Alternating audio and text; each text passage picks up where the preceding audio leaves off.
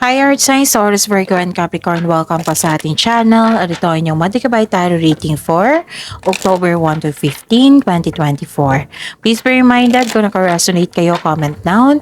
Kung hindi kayo naka-resonate, ibigay niyo po sa iba kasi channel reading po ito. This is for you, Taurus, Virgo, and Capricorn ngayong October 1 to 15, 2024.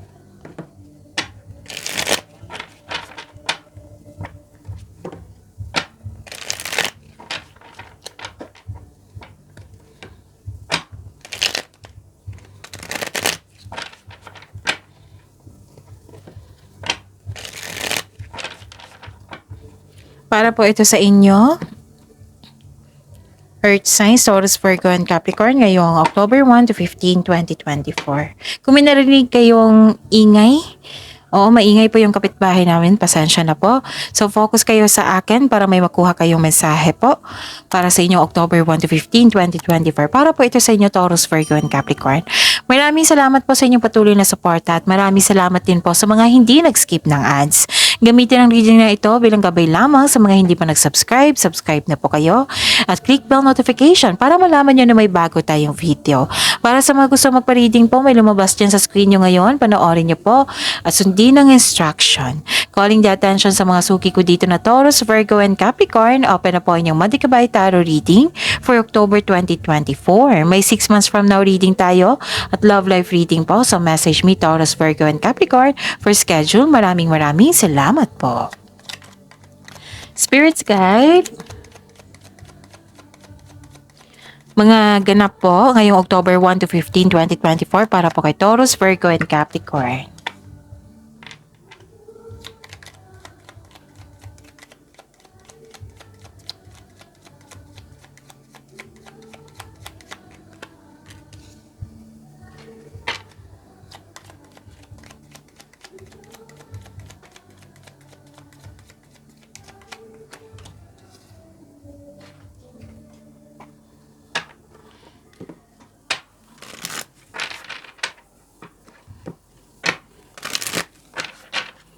Spirits Guide, mga mensahe niyo po ngayong October 1 to 15, 2024 para po kay Taurus, Virgo, and Capricorn ngayong October 1 to 15, 2024. I need 2 cards po.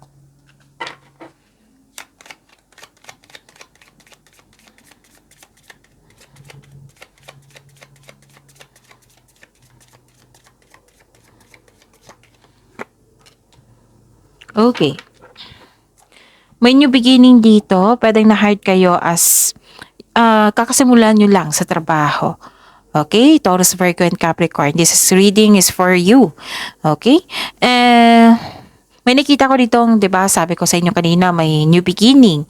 Pwedeng bagong pasok nyo sa trabaho. Pwedeng na-hire kayo kahit walang experience. Ganon. May ganap na ganyan.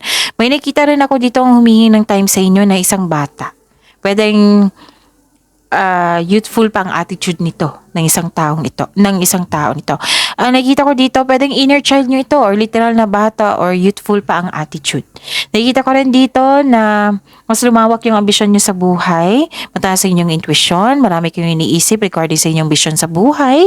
Nakikita ko rin dito na may nalaman kayong taong hindi totoo sa inyo kasi mataas ang inyong intuition. And ang ganda kasi nakatanggap kayo ng blessings. Okay? Nakatanggap kayo ng blessings. This is success also. This is good luck, good karma. Things going your way. May positive outcome. May positive opportunities. Rewards ako nakikita. And you are very happy. Okay? Ang message po, Taurus, Virgo, and Capricorn. Use your discernment and fortitude to achieve your goals and find a new rhythm. So, this is a clarification of your card here na mas lumawak yung ambisyon mo sa buhay. Bibigyan mo ng aksyon yan para may matupad, may fulfillment sa inyong pangarap. The time is right for creation and connection. Focus your attention in these areas. So, you're making connection to the other people na matutulungan ka sa pagkamit na ng iyong layunin. Nakikita ko rin dito na very busy kayo, Taurus, Virgo, and Capricorn. Spirits Guide, energy po ni Taurus, Virgo, and Capricorn ngayong October 1 to 15, 2024.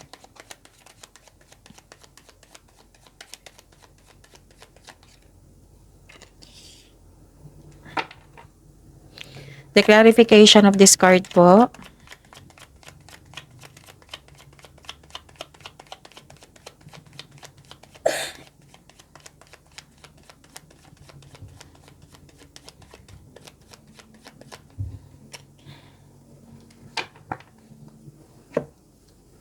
Okay. This is a daily reminder. Panoorin niyo po yung last 4 days kabay tarot reading niyo po, Taurus, Virgo, and Capricorn. Para hindi kayo malito, maguluhan, makalimutan, at para fair din sa mga bagong pasok dito na subscriber, Taurus, Virgo, and Capricorn. Para maalam din nila yung ano yung gagawin nila. Panoorin niyo po yung last 4 days kabay tarot reading niyo po, yung sunod-sunod na date. Like for example, napanood nyo ito ngayong October 5, 2024. Panoorin nyo po yung October 4, 3, 2, and 1, yung sunod-sunod na date. Kung may nakita kayo or narinig kayong repeating message, kailangan nyo po iyan bigyan ng atensyon. Kung maaari po, bigyan nyo po ng solusyon at aksyon. Again, calling the attention sa mga suki ko dito na Taurus, Virgo, and Capricorn na open na po ang inyong Monthly Kabay Tarot reading for October 2024. Okay, so send me a message for schedule. Maraming salamat po. Okay, then may nakita ko ditong okay, you have a wonderful romance, loving, maalaga at compassionate yung partner mo. Marunong magbalanse sa emotion. May motherhood ako nakita dito. Lumabas din na yung energy ng isang bata dito. Pwedeng you are taking time for the children, family, or sa isang mother figure dito kasi may lumabas yung energy niya. Marami kang iniisip na bagong idea ngayon para sa ikabuti na yung negosyo o trabaho at kaperahan. Yun. So this is a clarification of your cards here, 2 cards here na yung ideas mo, mas lumawak yung ambition mo at binigyan mo ng action para may sa katuparan yung layunin mo sa buhay. Nakikita ko rin dito yung successful completion. Wow. Reaping rewards, nandito po. Accomplishment, success, perfection. May perfecto na sitwasyon, maaring may parating na gandipala o positibong resulta sa inyong proyekto. So celebrate your wins and acknowledge how far you've come and now you're ready to begin a new journey. May nakita rin ako ditong tapos na ang construction ng dream house mo. Everything you have worked for is coming together. May pagtatapos dito, may celebration po. Pwedeng monthsary, anniversary, graduation. May graduation ba ngayon? Okay, basta may pagtatapos dito. Pwedeng pagtatapos ng proyekto ito. Makatanggap ka din ng rewards, compliment, recognition sa trabaho. May nakita kong promotion, pagtaas ng allowance or sweldo, may positive review kayong matatanggap mula sa inyong customer, kliyente, or boss. Yun, ang ganda-ganda. Spirits guide.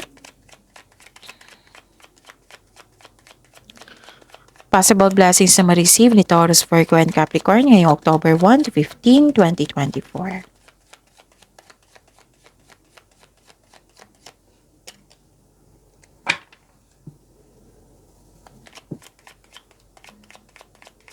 The clarification of this card po.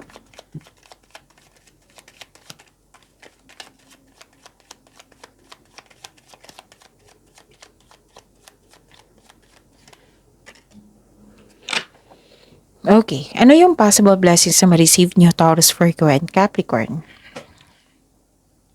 Nakikita ko dito, you are moving on from challenges. You are focused now on mind healing instead of suffering. May iniwasan ka na toxic na tao, toxic relationship, toxic na workplace, pwedeng ganon.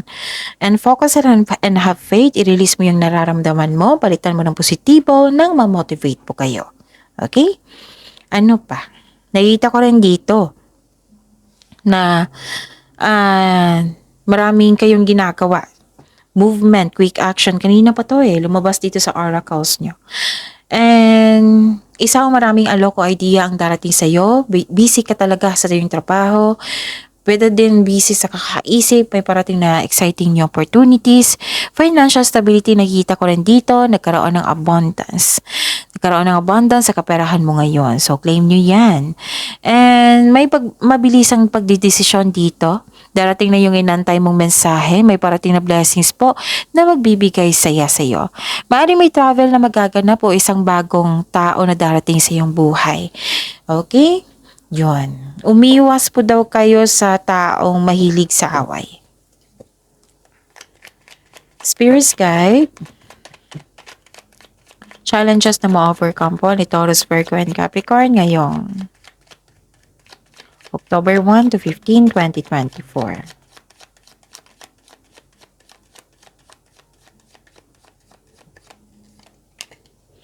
And the clarification of this card po, ma-overcome to ha, malampasan nyo ito.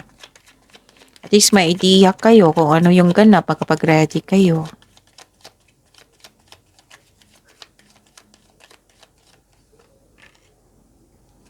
So, ano yung mga challenges? Okay, maraming salamat po sa patuloy na tiwala at suporta sa ating channel. At maraming salamat din po sa mga hindi nag-skip ng ads. May lumabas dyan sa screen nyo ngayon, panoorin nyo po. Kung gusto nyo po iyan, then follow instruction. Okay, may delay talaga sa travel dito. May travel, di ba? May sabi ako na may travel, pero may delay. So, huwag kayong mag-focus sa outcome. So, make yourself busy para hindi kayo mainip. Pwede din nagkaroon kayo ng unhealthy connection sa isang tao dyan. Pwede sa partner mo ito or sa family. Okay? Okay. So, make yourself busy para hindi kayo mainip. And do not attract negativity. Okay? Ano pa? Nakikita ko rin dito, nagkaroon ng self-doubt, nagkaroon ng hesitation. Mainit ang ulo mo dito, Taurus, Virgo, and Capricorn, dahil sa delay. Dalawang card na kasi nagsabi dito may delay sa travel.